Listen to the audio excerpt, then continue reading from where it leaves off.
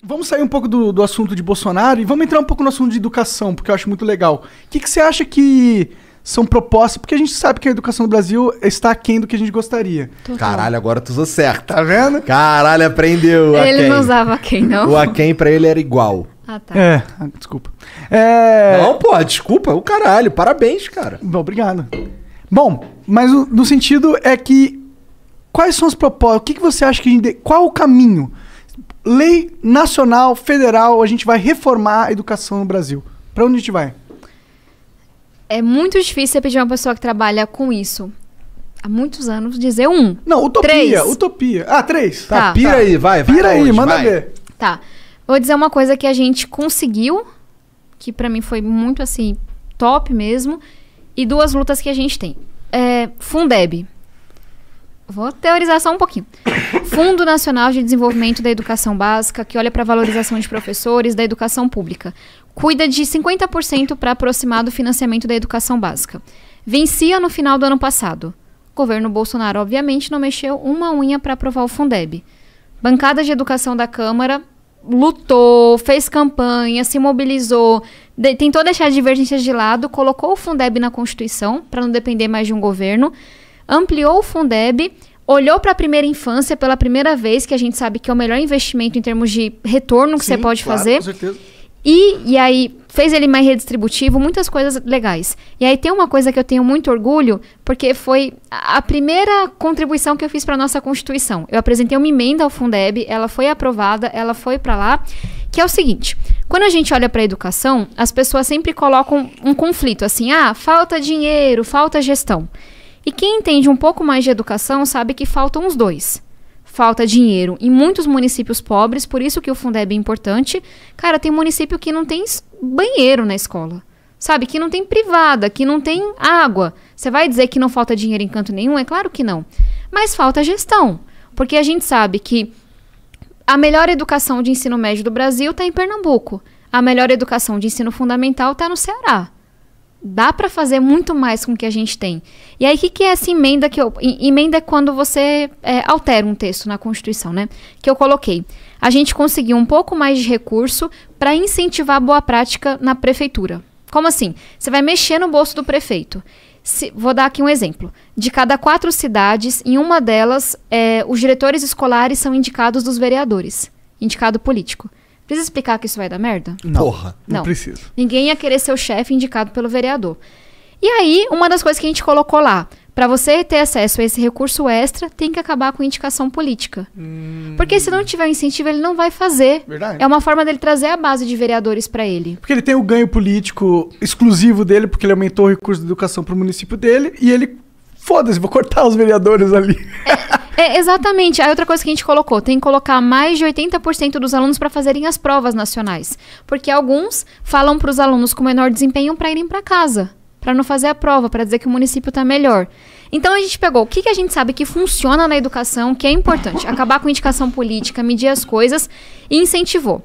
Aí, para distribuir o dinheiro, a gente fez uma fórmula matemática mesmo, que vai dar mais dinheiro para quem cresceu mais em relação a si mesmo. Pensa assim, um município que está lascado com a nota de matemática lá embaixo e o que está super bem. É mais fácil o que está lá embaixo dobrar o seu resultado do que o que está lá em cima, certo? Aí a gente fez uma fórmula, quem melhorar o resultado em relação a si mesmo, diminuindo a distância entre a melhor e a pior escola, entre o aluno branco e o aluno negro, entre o aluno mais rico e o aluno mais pobre, vai receber mais dinheiro. E aí, quando eu apresentei essa emenda, primeiro que o governo não queria falar de educação, né? Tinha uma galera mais à esquerda que falava assim, não, tá errado, você não pode condicionar incentivo financeiro, não sei o quê. Porque não entendia que a nossa emenda foi construída justamente para ajudar o município que está pior. Que é aquele que, se fizer um esforço, ele vai receber o recurso.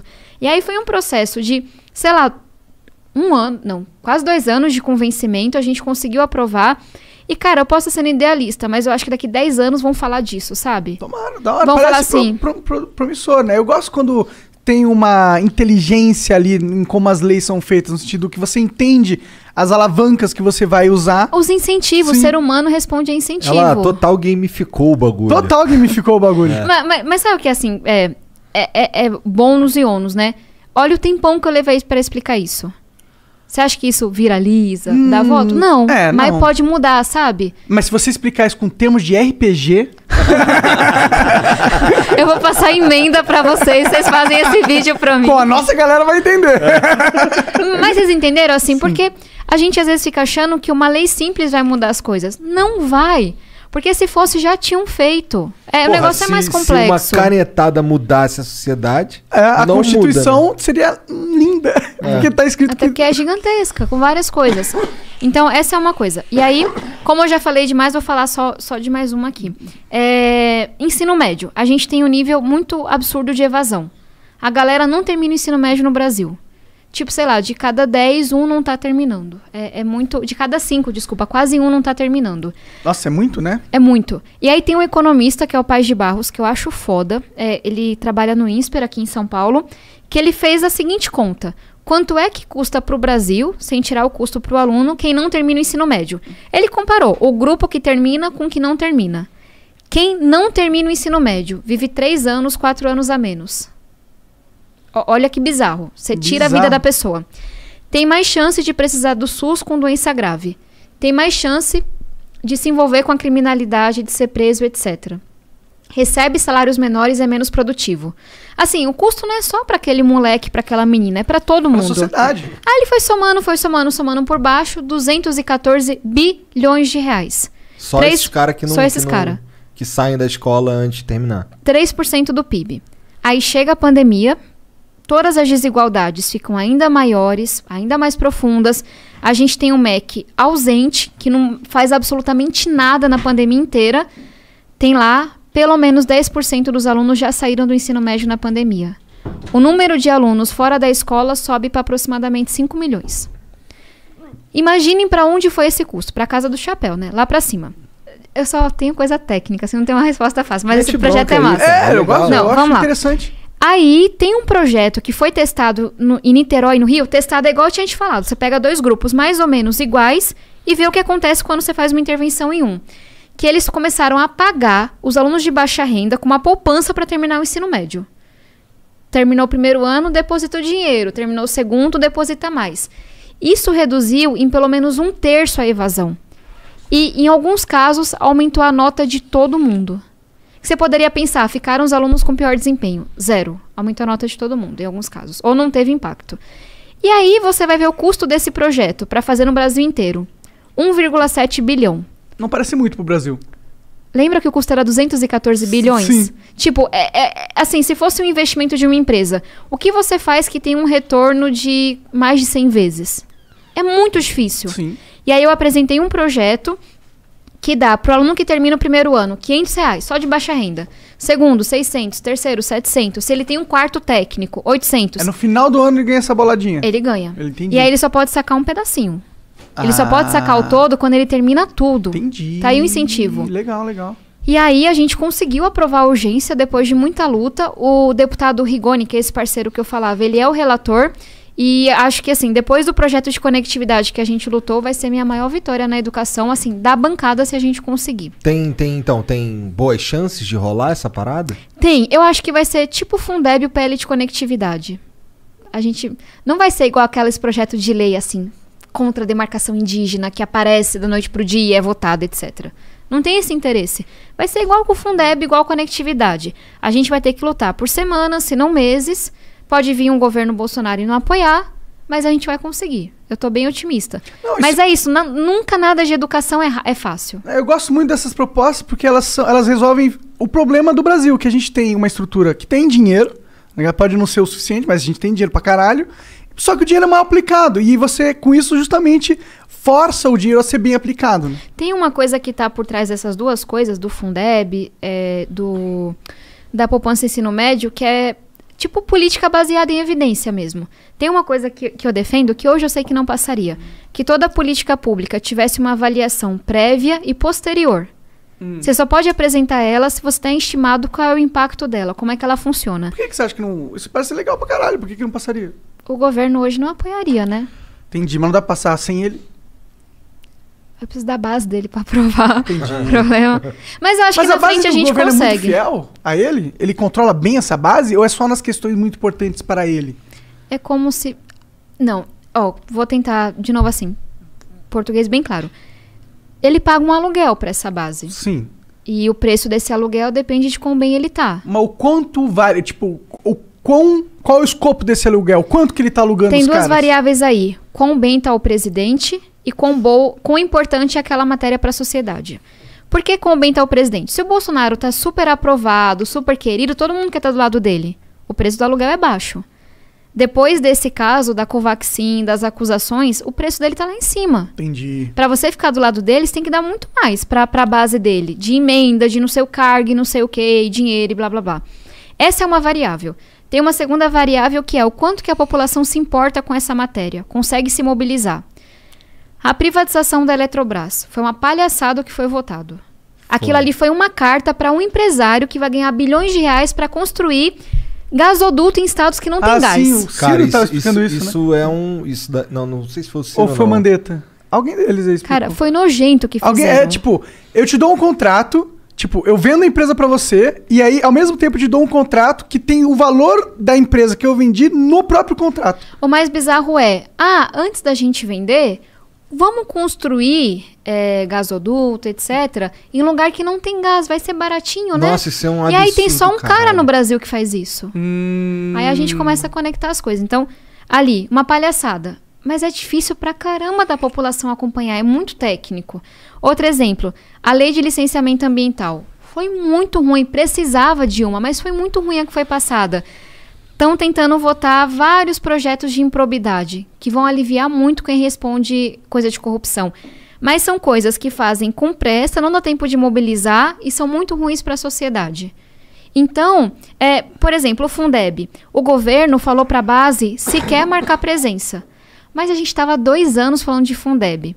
Todos os professores, ativistas mobilizados. Sei lá, teve menos de 10 votos contra, nos 513. E presença absoluta. Presença absoluta. O governo não conseguiu segurar. Porque era uma matéria que eles iam apanhar muito. Teve um outro caso, eu não Caralho, como é que pode, mané? Como é que pode um cara falar, qual é, mané? Não vota essa porra, não. Só de ruindade. É porque representa uma pauta que ele não concorda?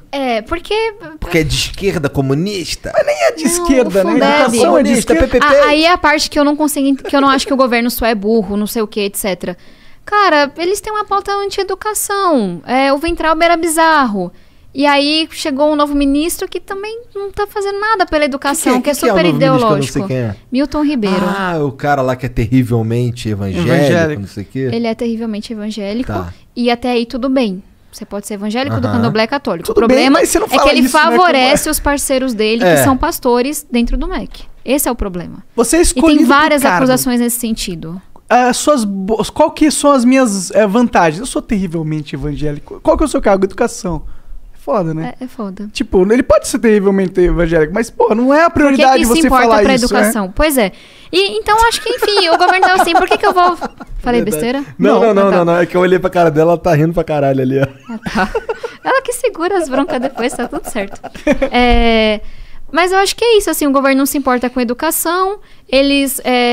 Cara, é um governo que só quer tirar recurso da educação. Eles não queriam dar esse recurso. Olha as ideias que tentaram defender. Tirar o recurso da educação para financiar um novo Bolsa Família e ajudar na eleição do Bolsonaro. Caralho.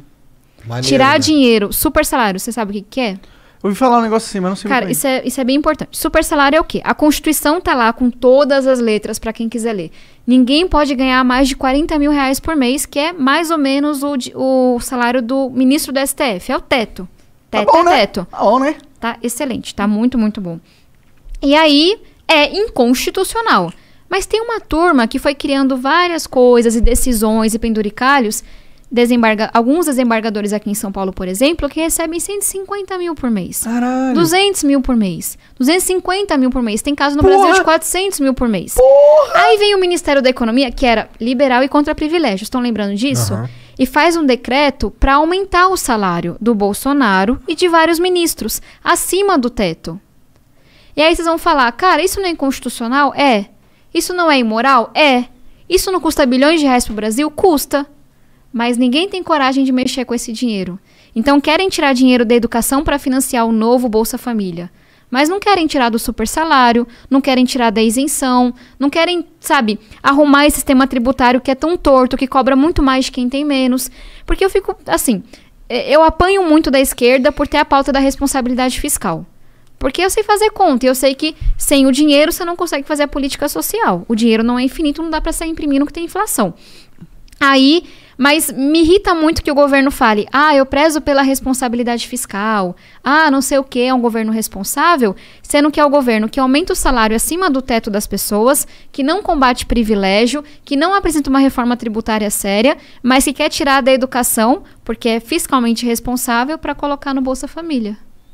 Incoerência, né? Total. Cara, mas tem tanta coisa errada nesse bagulho aí. Então vamos falar de algo bom que vocês vão ficar tudo pessimistas aqui.